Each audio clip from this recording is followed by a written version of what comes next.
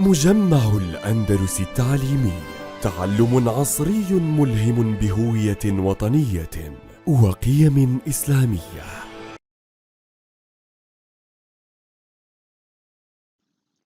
Functional texts.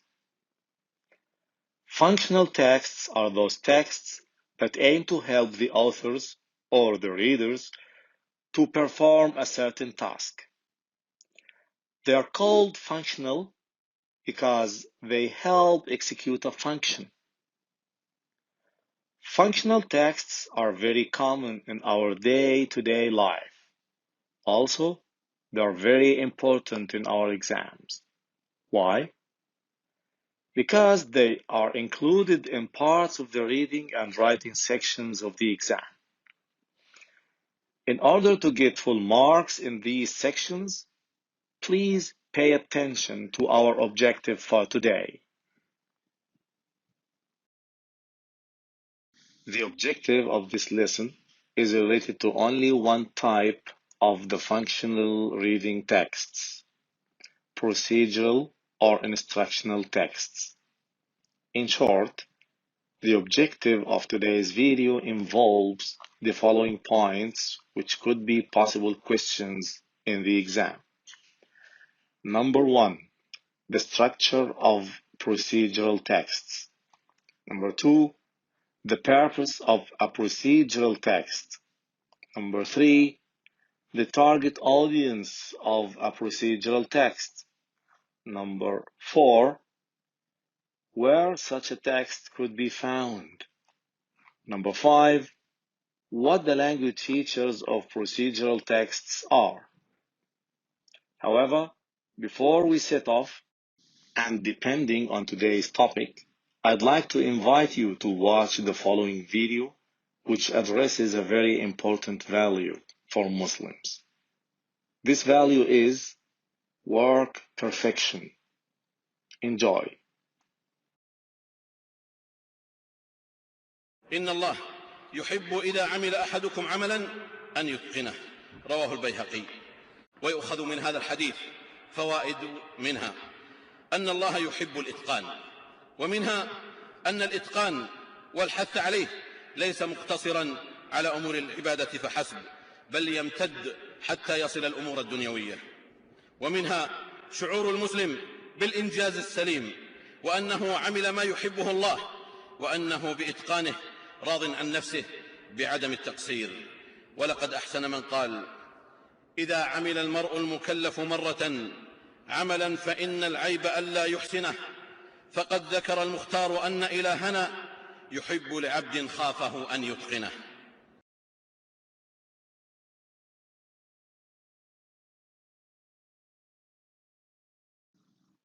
The structure of procedural texts. Ideal procedural texts consist of the following sections. Number 1, the title. The title lets the readers have an idea about what you are teaching them to do, or what the author is teaching them to do.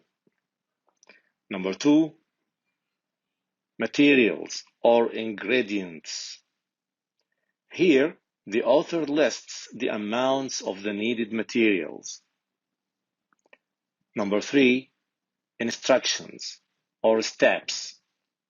In this section, the writer lists the steps his audience need to follow to satisfactorily do the activity. Number 4, the conclusion. In the conclusion, the author may end his text by mentioning some tips or by indicating some safety warnings. Look at the procedural text on the right and evaluate it in accordance with what you have just learned. Good luck.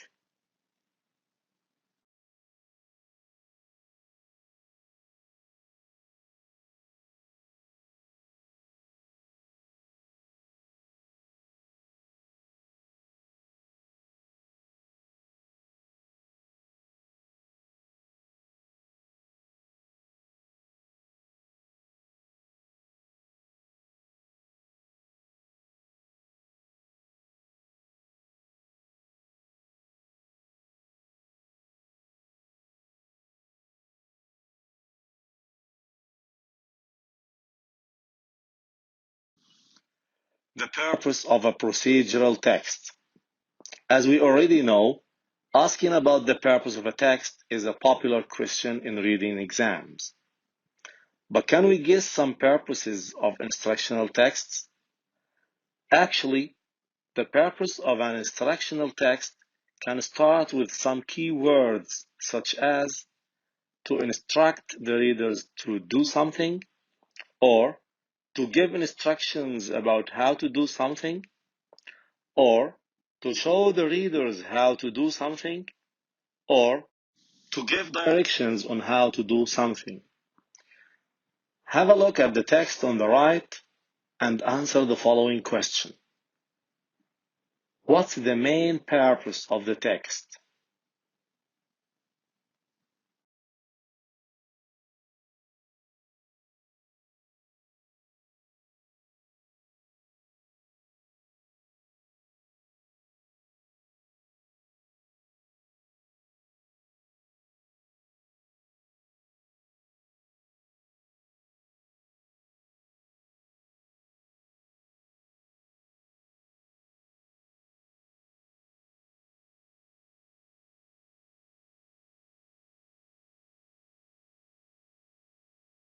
The audience of procedural texts or instructional texts.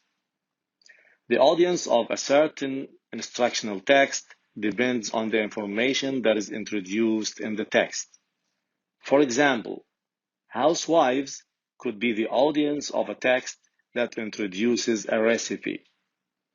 Also, a text that gives directions on how to drive a car could have driving trainees as its audience.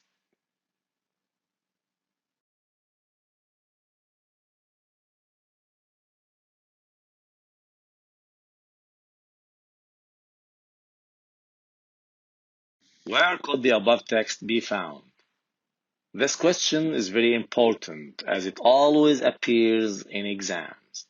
So, what should you do? First, you have to read the text carefully and decide what topic it introduces.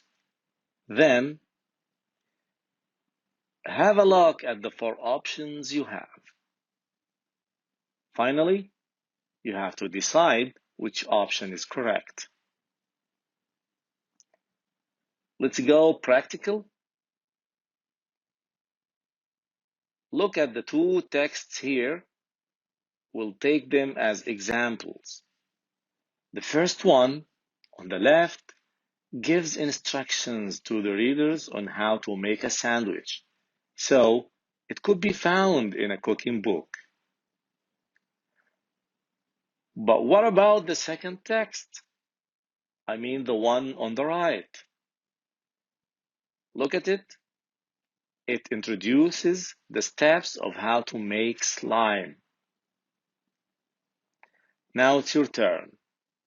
I leave this question for you to answer. Read the text and answer the question. Where could such a text be found?